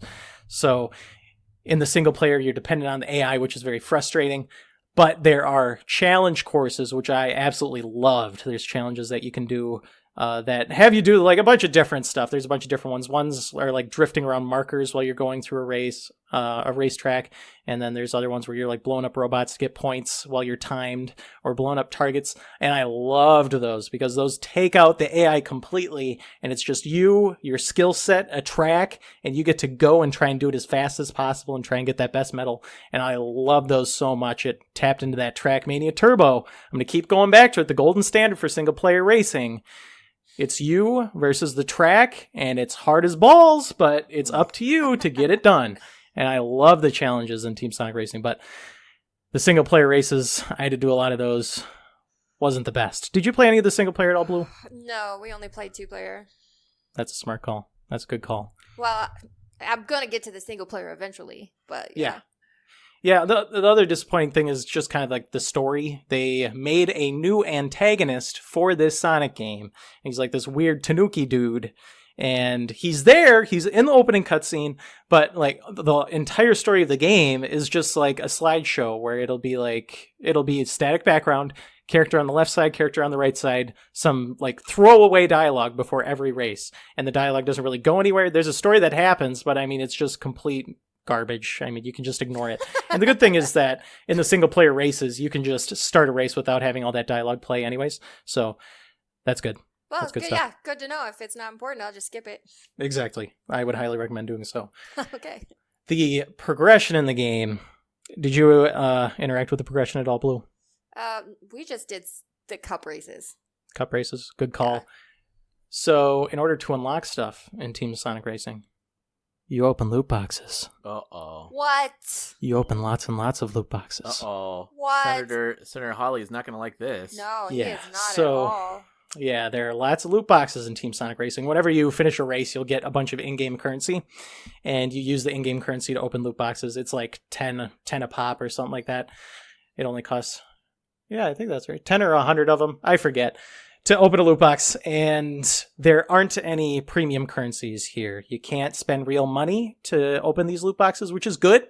There's no telling whether or not they'll put that in the future, but right now, those are absent, which is good, and you also can't get duplicates in the loot boxes, which is another plus. So you only have to open so many loot boxes before you get everything. But like, I didn't open a single loot box until I finished the campaign one time through, and then I had like 32,000 currency, so I sat there and opened 320 loot boxes, which Oh my was like gosh. a solid 30 Oh my minutes of sitting there and gosh. tapping X. Wow. They need to find a better system for opening loot boxes because, good lord, there were like 2 more occasions where I sat there and just opened loot boxes for 20 minutes to unlock all the parts for the cars. Oh my gosh. Not the best system. Why Yeah. even have loot boxes? That is a Yeah. good question. Just let people pay to upgrade what they want. Good question. I agree with you, Blue. Yeah, that would be a much smarter system than what they've got here. But the cart customization options are like insane. Did you screw around with those at all, Blue? Nope, not yet. There's colors that you can put on your cars, different parts for your cars that like increase different attributes.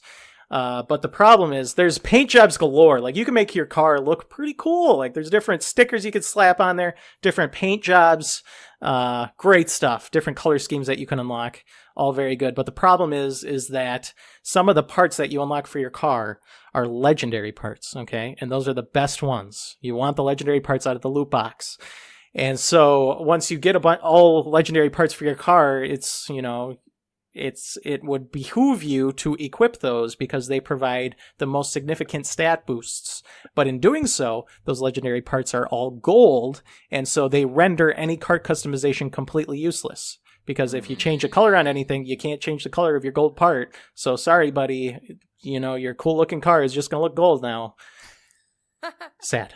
Yeah. So, But pretty fun. part of the platinum trophy, Christian, did you have to play online then? I did, yes.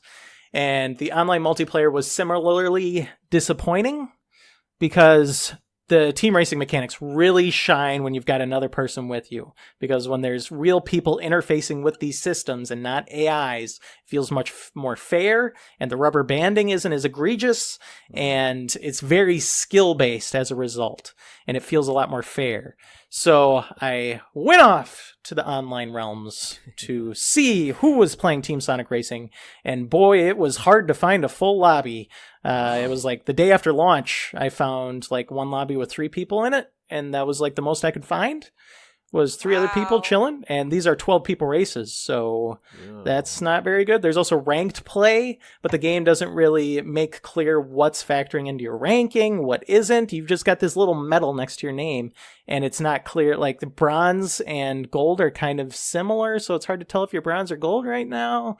And it's bad, and like every race is bookended. The beginning starts with a flyby cutscene of the track, and that takes forever, and then every race ends with a nice little cutscene with another flyby of the track, and then you have to wait for all the results to slowly tabulate so you can see who the winner was, and then you need to sit there and stare at the character portraits of the people who won. You have to say, okay, good job, and then you finally get to move on to the next race, and it just chugs along through the course of everything, which is weird. It makes online play not fun, and Mario Kart is better at online play somehow, because Nintendo, they're not by any means the shining example of how to make online play good, but Mario Kart's online play I found significantly better than Team Sonic's races. Wow. Yeah, see, that's why what I was saying, that I can understand some bots, right? If you want to make sure there's always an online race available, just throw some bots in and fill that lobby. But yeah, that's really bad.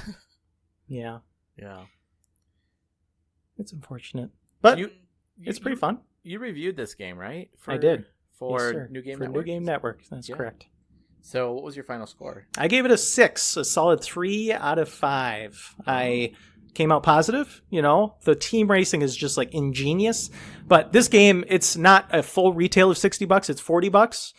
And you can kind of see where they shaved things around on the corners with the multiplayer, very rudimentary. The loot box progression feels like entirely tacked on and needless. The single player stuff has like no story to speak of. But the racing itself, if you can get into the right circumstances, it is fantastic. And I hope they iterate on this formula in the future and make it better to play by yourself. And just throwing it out there, it's actually on sale on Amazon for $32. Holy crap. Really? That's where we got it. Not bad at all. That's awesome. Cool. Have you been playing anything else? Yep, so speaking of Sonic and not like getting rated on your performances, I played through Sonic Adventure 2. Just finished it up yesterday. Have any of you peeps played the Sonic Adventure games? No. I played Sonic Adventure 2, yeah. You have? What do you think about it, Mike? I didn't get very far. I got you. It's kind of confusing. I got it when it came out on the GameCube. Yes, that's where most people got it. Sonic Adventure 1, I've got a lot of nostalgia wrapped up in Sonic Adventure 1. I had it on a demo disc on the GameCube. It had like 2 levels. I played the crap out of those levels. And then I like begged my grandma, to high heaven and back to get me Sonic Adventure on the GameCube. And God bless her heart, she did. And I played the crap out of it. I loved it so much. I went back to it like a year ago and still enjoyed it. It's pretty solid. I mean, it's very noticeably flawed. It's not very well polished, but really liked it. The Sonic Adventure 1 and 2 both began on the Dreamcast back in the day. And so I'm playing Sonic Adventure 2 because me and a buddy are making YouTube videos. For some reason, he decided to try and review every Sonic game ever. So this is like our 24th Sonic game we're playing through. Good Lord. So Sonic Adventure 2, I kind of hate it. I do not like it, which is sad. And is that on GameCube too, or what is that on? It's on, you can get it on pretty much almost anything now. I believe it's on PS3, Xbox 360, Steam has a version. It's on GameCube is where most people have played it. It's also on Dreamcast. I don't think they brought it to the modern systems yet, but it's on PC, so you can play it there if you really need to.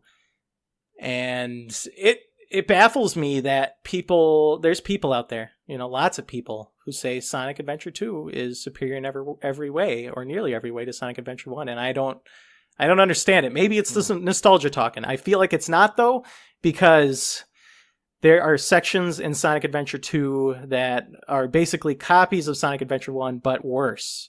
So Sonic Adventure 1 had this robot, and in the robot stages, you would just blow everything up. Fantastic, satisfying. You could destroy everything, and there are just explosions in glorious fashion. And they return to some extent in Sonic Adventure 2, where you control characters in mech suits. And they made them worse because they focused on platforming in sections that are supposed to be blowing up everything. Wow. Not good. There's also just regular running stages, because those were the best stages, for the most part, in Sonic Adventure 1, where you're just Sonic, you're running through the stages fast, you're going through the loop-de-loops, and then you get to the end of the stage, and you're like, yeah, that was satisfying. I jumped on a bunch of bad guys, made it to the end. And the level design, the egregious level design in Sonic Adventure 2 just makes those levels a slog to get through. You've got weird camera angles that make you fall to your death way more often than you ever intended to. Despite the fact that you knew what you were supposed to do, the camera's just wonky, and so up went like left, and then you fell off the edge, and so sorry, you gotta restart from the next checkpoint. That's baffling. And then there's the stupid Knuckles stages, which return from Sonic Adventure 1, but they're worse in Sonic Adventure 2, because you play a game of hot and cold to find a gem, you dig it up, but the problem with these ones is there's 3 gems in each stage, alright? The levels are enormous, so you gotta just fly around the whole stage to try and find where the gem is, because the indicator doesn't tell you until you start getting close. And then, with 3 gems in each stage, you need to get each one in sequence. So you can't get the second and third gem before you get the first one. You can't get the third gem before you get the second one. Sonic Adventure 1 did not have that problem. They did not make that arbitrary, restriction on the player in exploring these enormous levels that are absolutely ridiculous and mind-numbing. Sonic Adventure 2, you can skip it. You can forget it exists. Wow. But I would highly recommend Sonic Adventure 1, despite the fact that it's janky. It's hilarious going back to these games because the cutscenes are awful. Have any of you seen these cutscenes recently? What was the point of these games? I don't understand this. No, I've not seen the cutscenes. They were the first 3D Sonic games back on the Dreamcast. Was it supposed to rival? Was it supposed to rival like Mario 64 or something like that? I feel like it was. I don't know if the Dreamcast was. I think it was after the N64. Oh, okay. When these games came out, because Sonic Adventure 2 almost immediately released after the Dreamcast on the GameCube. So, like, the cutscenes are just mind-boggling because so poorly polished. People are talking over other people. The dialogue is even worse than Team Sonic Racing, like way worse. Wow. People sound like they're like weird intonations, voice acting.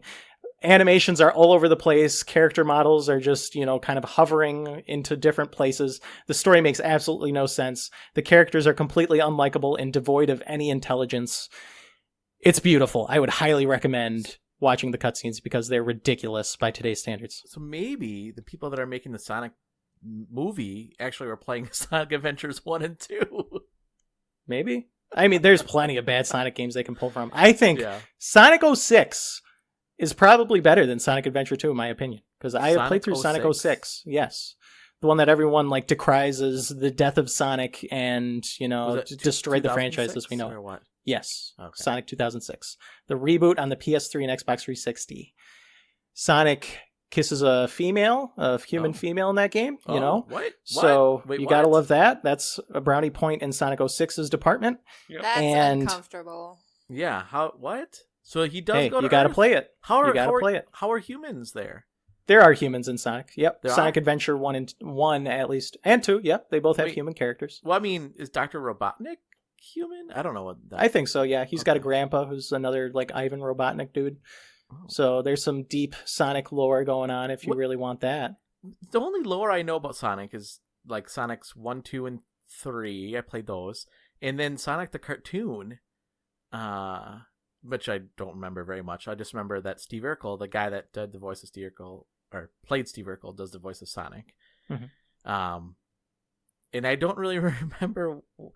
I just remember Dr. Robotnik trying to take over whatever world Sonic lives in. That's all I know of the lore. Is there more to this than? Oh yeah, we're only on Dreamcast. We're only in the year 2003 or whatever here, 2002, and we've played 22 Sonic games. So there are people who take Sonic lore very seriously because it runs wide and deep. Oh, I think upwards of 40, 50 by now. Oh my god. So yeah, there's different islands, different enemies that wreak havoc, and then they entrap animals, and then you got to save the animals, all kinds of stuff. Oh my gosh. Well, good luck with that. Thank you. Sonic Adventure 2's done. I think Sonic Advance is next, which I hear is better. Oh, was that Game Boy Advance? Yep, Game Boy Advance. Nice. Anything else? The only other thing I've been playing is some Dead Cells. I got back to it thanks to a sale on the Switch. There's DLC that just came out. I can't really tell what the DLC added. I mean, I don't know. I've only played it for 10 hours on Switch at this point. But fantastic. Game's still great. They've updated it quite a bit. What did you play on before? I played it on PC before. Oh, okay. So I did a couple of game finishing runs on PC, and so now I'm on Switch, so I got something to play on my lunch breaks. It's still fantastic. They've updated it a lot. It runs very smoothly on Switch. Area performance hit in sight. Great. Huge thumbs up there. They changed kind of how timer rooms work a little bit, so those are more concrete and they make more sense now, which is great. And hopefully I'll get to that DLC soon because I'm loving Dead Cells, the third, fourth time through. Nice. Cool. What about you, Mike? What have you been playing? I haven't been playing a whole heck of a lot this week. I did put some more time into Shakedown Hawaii, which I talked about earlier. And I played some Smash. I decided to try out that Labo VR update. Oh, yeah. Uh-oh. How was that? Yeah, Are you okay, it wasn't Mike? bad. Yeah, no, it's nothing, nowhere near as bad as Zelda. Okay. It's interesting. It just seems like a fun gimmick that I played, and I'm like, okay, I just want go back to the usual stuff. it's not in. It doesn't feel like VR. I mean, it looks like you're watching it on a giant screen, but it like Mm. changes the angle so that you can't really move the camera around. So it's like from a different angle. Some of the stuff that I was doing was kind of blocked by some of the foreground items, so it was difficult to see like if my character like went far enough to the left. I'd have to turn my head to the left in order to see, and Mhm. I basically couldn't get the whole picture in my field of vision. Not that that was a bad thing, but it was just, I was like, all right, that was interesting. No, I'm just gonna move on to something else. So I played that, and then I also continued playing some more of that Dawn of Survivors game that I got for the Switch, that $2 game, and it's definitely worth the $2 I paid for it. It's a lot of gathering and crafting. There's the fight mechanics. When you're fighting zombies and stuff, they're more annoyances than actual like battles or something like that, as I guess any zombie game should be. But it's a good time waster. I'm playing it for like half an hour at a time. It's fun trying to figure out how to craft all these things, what I need to do all this stuff. So Well, other than that, I've just been doing real life dog walking simulator. Oh yeah, how's that going? It's going better. We're getting used to him. He's getting used to us. We're still working on a lot of the training things. So Yeah, we should say. I mean, we talked about names. After video game characters, your dog's name is. we named him Yoshi. There you go. It's too cute. I Yeah. love that name. Yeah. So, Yeah, it was between that and Kirby. But we ended up going with Yoshi. Either one. Yeah. He's so Yeah. cute. Yeah. you. There's I mentioned this why I said wouldn't it be interesting if more mobile VR games came to the Switch. And there are games. I don't remember what it was called, but there is a game coming out on the Switch and PSVR that is going to be VR game. So it's interesting. I will see if there are more games that come from a VR perspective to the Switch. Yeah. I just wish that the headset was actually a real headset instead of just a piece of cardboard. I'm sure that some third party's gonna make one. Yeah, I'm Mhm. sure. It's You gonna ordered a happen. headset though, right? Like a strap or something? Yeah, the strap is okay. I mean, it's honestly it's very difficult to maneuver into it and get everything Mm. lined up with it. I don't know. It's not very good. But I'll tell you what I did. If I did a good chance to pre-order, I was able to snag that grip, that flip grip. Oh, you did? Yes. And what do you think? Did you play it? Did you get it yet? It's not going to ship until mid-August. Oh, Jeez. really? Wow. Yeah, that thing has been sold out for a long time, and I got a notification like, "Hey, this is back up." And I'm like, Wow. "All right, I'm jumping on it." Wow. Yeah, it's pretty cool. I will say one thing that does worry me a little bit with it is like trying to get your Switch out of it. It's like, I don't know, I'm always afraid I'm going to break my Switch, but I guess you'll have to let me know. Yeah, I guess I'll find out the hard way. I guess so. Anything else? Nope, that was it. For myself, besides Lapis Labyrinth, I've been playing some more Valhalla. So playing that, and then the other one I wanted to just mention was I have been playing the Castlevania collection, and I played some Kid Dracula, and that game is really hard. Oh, really? And I don't understand it at all. Just Like regular retro game hard, or? Yeah, I would say. I mean, it's weird. It's just weird. Like you're like a chibi kid. Like it's just like anime kind of, and you're throwing stones or something at your enemies. I don't know. And the enemies, I mean, you're Dracula and you're fighting against like witches and like Frankensteins, and I don't get it. I don't. And then like the first boss is like this big ghost kind of character, and you throw rocks at it. I don't get it. It's like not my favorite Castlevania game, that's for sure. I mean, I'm glad I got the Castlevania collection because it is cool. It is cool to have that on the Switch, but I mean, yeah, I guess it's not shocking that this game never made it to the US because Yeah. it's not very good. It's just weird. it's a weird entry. So Blue, when you play that, I want to get your thoughts on that. I will come prepared with thoughts. Okay. Other than that, I think that's really what I've been playing. I mean, those 3 games have taken up most of my time. So, cool. All right, then with that, let's take a break, and when we come back, we'll get into our hot topic. And our hot topic this week it revolves around the fact that Death Stranding just had their release date. So, with Death Stranding coming out 3.5 years after being announced, we're going to discuss when is the best announced to release time frame. So we'll discuss that when we come back. So stay tuned.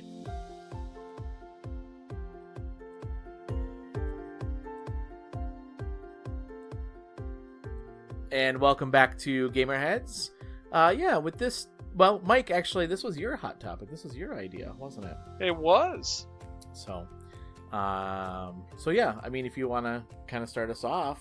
Sure thing. So everybody was freaking out that we finally got a release date for Death Stranding. And we've been waiting for this for the last 3.5 years. So we get a release date, and the release date was 3.5 years after the game itself was originally announced. We also see that in terms of a lot of other games. Last Guardian was one of them. 7 years was Last Guardian.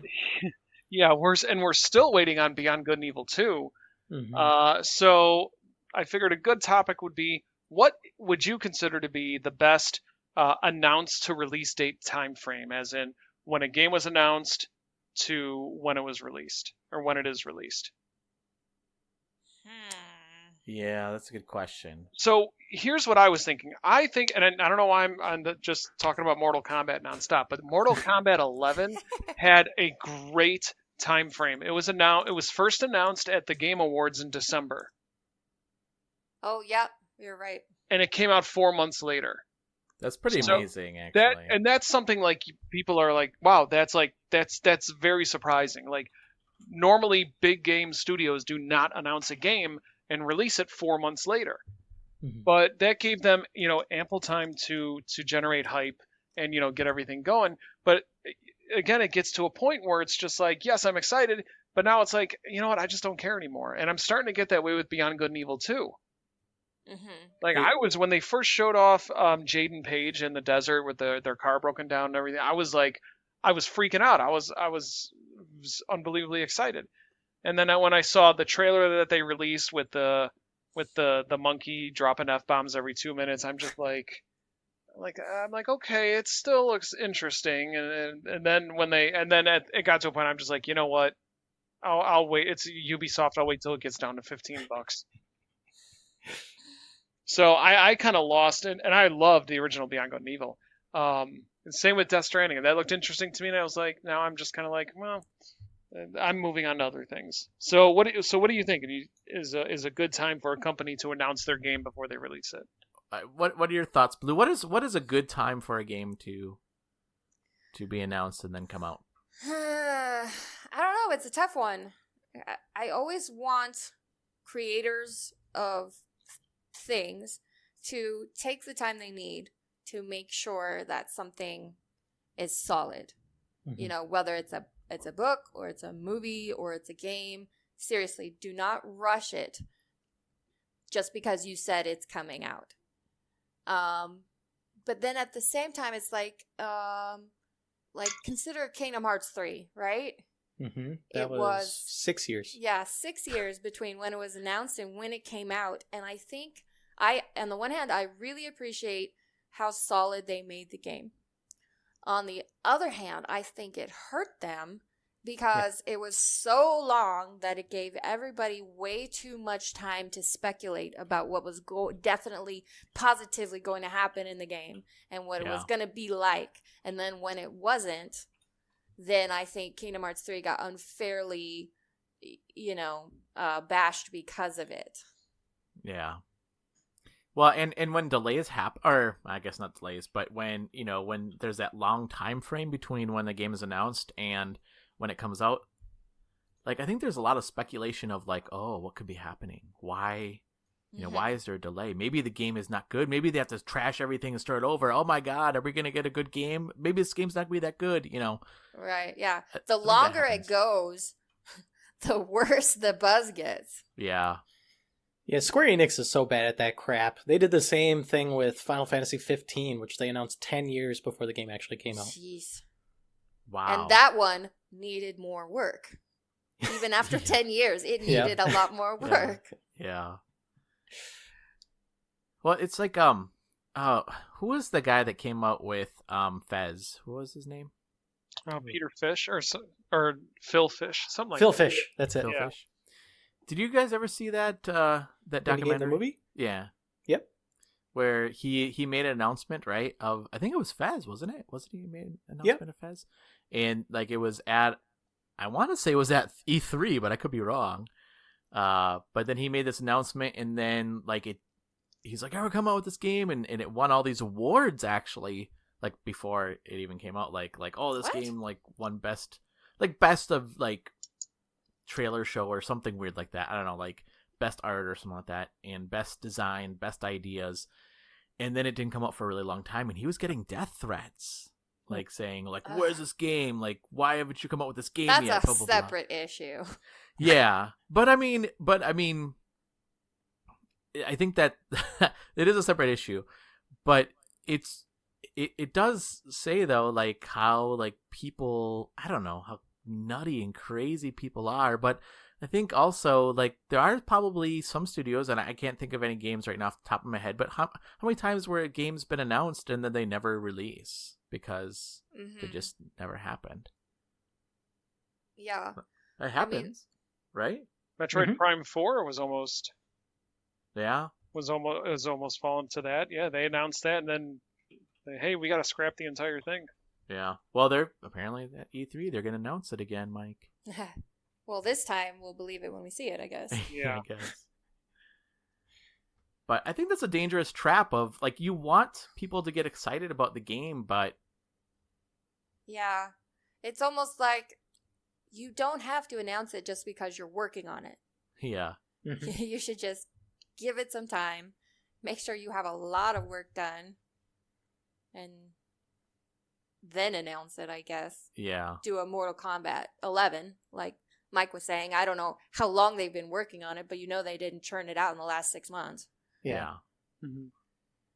Yeah, I think it's hard because you got to strike a good balance. You got to know when to announce it because you want to announce it late enough so that you're sure it's going to happen. You don't want to build up hype for something that isn't going to exist.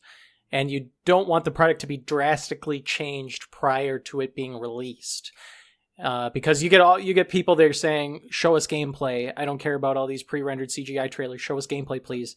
And then if you show them gameplay, you want to make sure that's actually going to be in the game.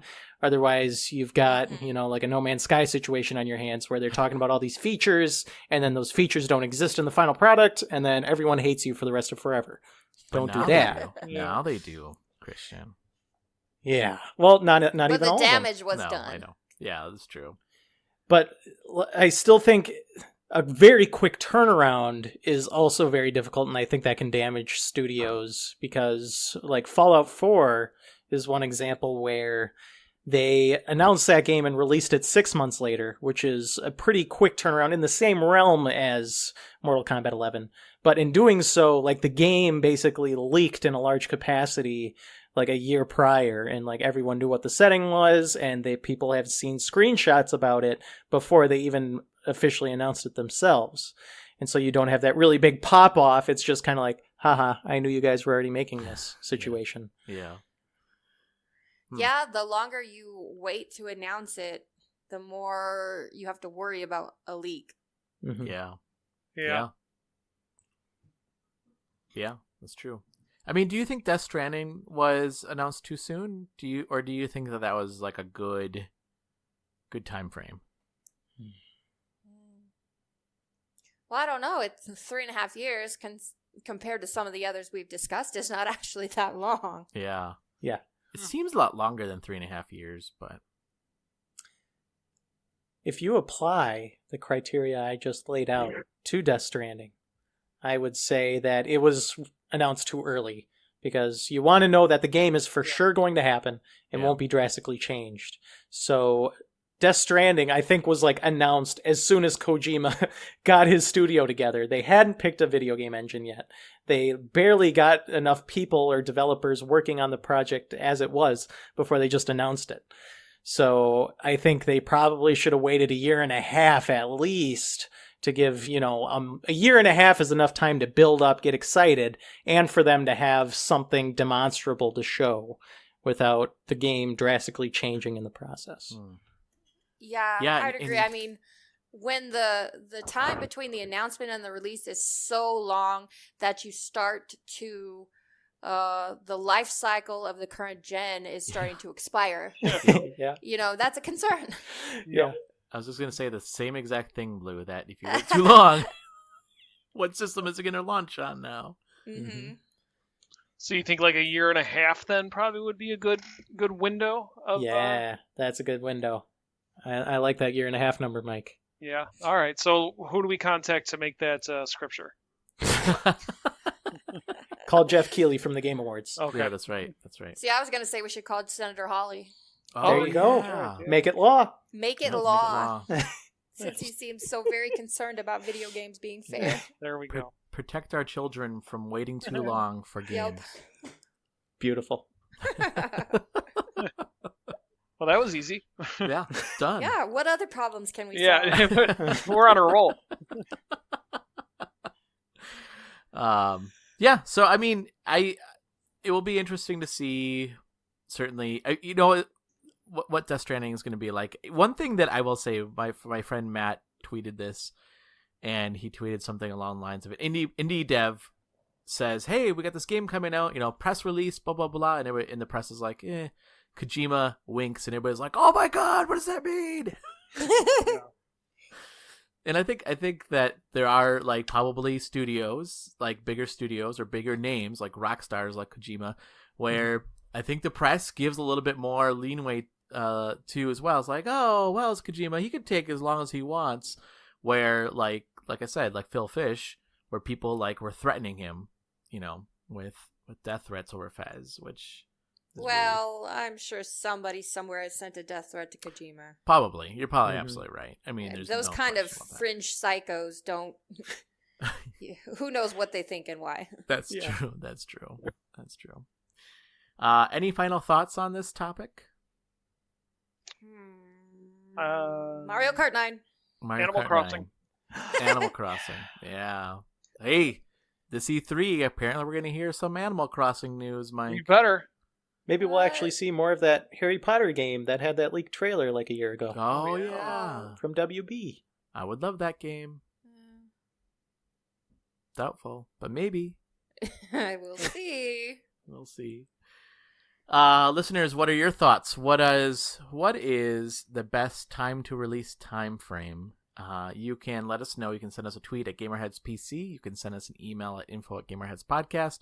You can go to facebook.com/GamerHeadsPodcast, or you can leave us a message at our website, and that's GamerHeadsPodcast.com. All right. Before we leave, let's go around and tell people how they can reach us and get a hold of us. So, Christian, how can people get a hold of you? Sure, you can find me on Twitter at Christian Cubzo. Otherwise, you can read my reviews at GamerHeadsPodcast.com, PushSquare.com, and NewGameNetwork.com. Nice. And Mike, how can people get a hold of you? You can find me on Twitter at TCThrowers.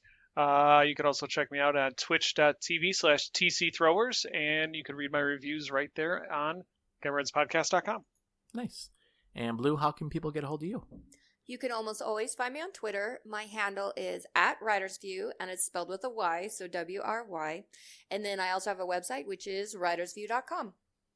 Nice. And listeners, as I mentioned, you can always reach us at our social networks, Twitter, email, Facebook, or on our website, GamerHeadsPodcast.com. If you do love the show, please do let us know. We would love to hear your thoughts. You can leave us reviews on iTunes, and the link for iTunes is right in the show notes there. So go ahead, leave us a review. We'd love to hear what you have to say. You can also leave us reviews on Podbean as well. If you use that for your listening, device to listen to the show. So we will respond to any of those messages that you leave there as well. All right, Mike, thank you so much for joining us this week. Always a pleasure. And Christian, thank you so much for joining us. Thanks for having me. And Blue, thank you for joining us as well. You're welcome. And listeners, thank you for listening to our show. We really appreciate you giving us part of your day and letting us be part of your day and listening to our show. We really appreciate that. So thank you. With that, until next week, keep playing games. And what other piece of advice should I give them? Mario Kart 9.